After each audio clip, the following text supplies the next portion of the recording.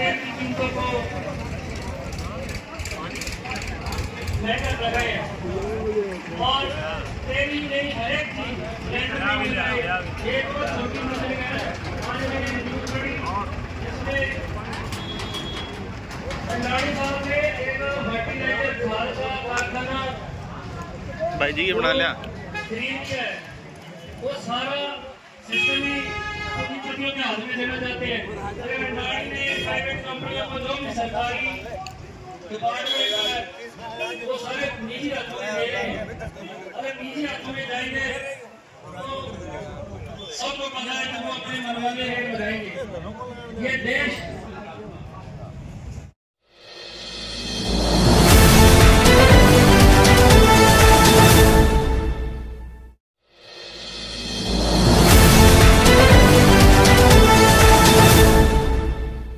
मामला कोई नया नहीं है, वही मामला है जब पिछली बार हम धरने पर आए थे और हमारे सीआई साहब सिटी थाने के इंचार्ज रामचंद्र जी कसवा उनके समक्ष यहाँ समझौता हुआ। इनके एक लीगल एडवाइजर थे क्या नाम पीडी शर्मा जी, तो एक जो डॉक्यूमेंट था उसी वक्त हमें दूसरे दिन दिला दिया था और 3 हमारी एनओसी थी और 2 सेटलमेंट थे कि ये हम 4 दिन का आप हमें समय दीजिए, आपको मिल जाएंगे। उन्होंने धरना उठा लिया।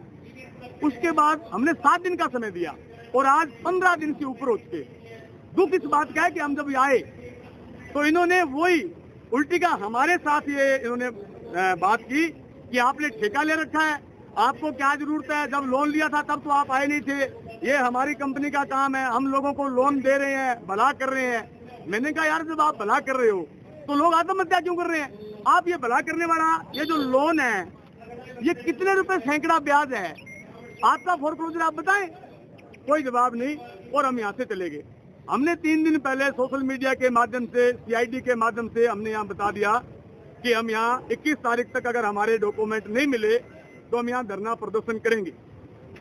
आज क्या होता है हमें इस बात की कोई खबर ही नहीं थी। इन्होंने अपने जिले से पूरे जो बदमाश थे बाउंसर जो लोगों को धमकाकर डराकर वसूली करते हैं उनको यहाँ बुला रखा था, यहाँ गाड़ियां लगा ली। हमने सीआईडी को जब यहाँ बुलाया तो सीआईडी के साथी बोले कि आप रोड को मत लगाना यार, ये साइड ले। मैंने कहा ये गाड़ियां हटा नहीं रहे।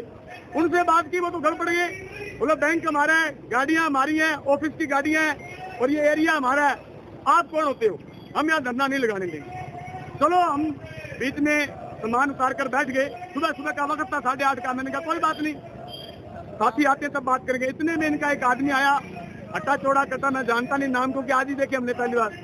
बोला जनता हमारे पास झकमराने आती है क्या? सबक तो उन्होंने और लिया था, ठीक है ना, वो आपके मीडिया के सामने ले नहीं सकता। और गाली गलौज करने लग गए। हमारे कुछ मजदूर साथी, हम कोई 5-7 आदमी ही उस वक्त मौके पर थे, तो सुबह सुबह का टाइम था, हमें तो टेंट लगवाना था, हमने समय तो 10 बजे का दे रखा था।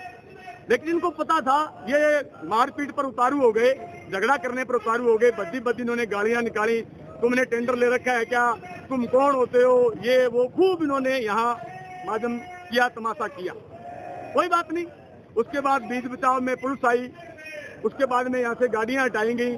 अब जाकर हमारा धरना जो है लग रहा है। हम एक बात पूछना चाहते हैं, शहर के तमाम, अभी हम जाएंगे शहर में, जाएंगे यहाँ से रैली लेकर, जो हनुमानगढ़ जिले का हाट है भगत सिंह चौक, वहाँ से रेलवे बाउंड्री में होते भगत सिंह चौक पर हम सभा करेंगे। वहाँ व्यापारियों को बताएंगे, हनुमानगढ़ का व्यापारी, कोई भी बुद्धिजीवी या यहाँ का नगर पालिका का कोई पार्षद, कोई भी आदमी आकर ये कह दे कि ये ब्याज ये बहुत ही सरल है और बिल्कुल आरबीआई गाइडलाइन के मुताबिक है और ये आपको भरना चाहिए, और पैसा भरने के बाद में एनओसी नहीं मिलेगी, आप प्रॉपर्टी यहीं दान करके जाओ, वो कह दे, हम आज ही धरना उठाकर यहाँ से चले जाएंगे। असल में इनका एक सूत्रीय कार्यक्रम है, आप इनके यहाँ से लोन ले लो और सारी जिंदगी के लिए 3 पीढ़ियों के लिए फ्री हो जाओ। क्यों? लोन लेने के बाद में एक तो आप लोन चुकता नहीं कर पाओगे, 30 रुपए सैकड़ा ब्याज है, फिर आपके पास कोई प्रॉपर्टी बचेगी नहीं, ना जमीन बचेगी, अगर जमीन की जमाबंदी रखी है, प्लाट का पट्टा रखा है तो प्लाट नहीं बचेगा।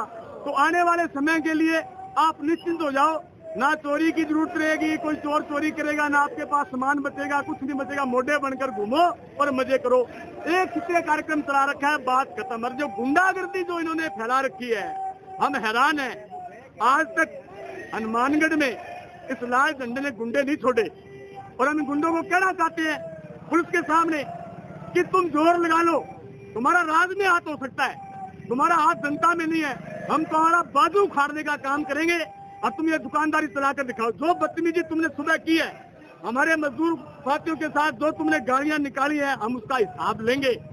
और ये कानूनन बात है, इस पर चर्चा करेंगे और लगातार धरना जो है यहाँ चलाएंगे।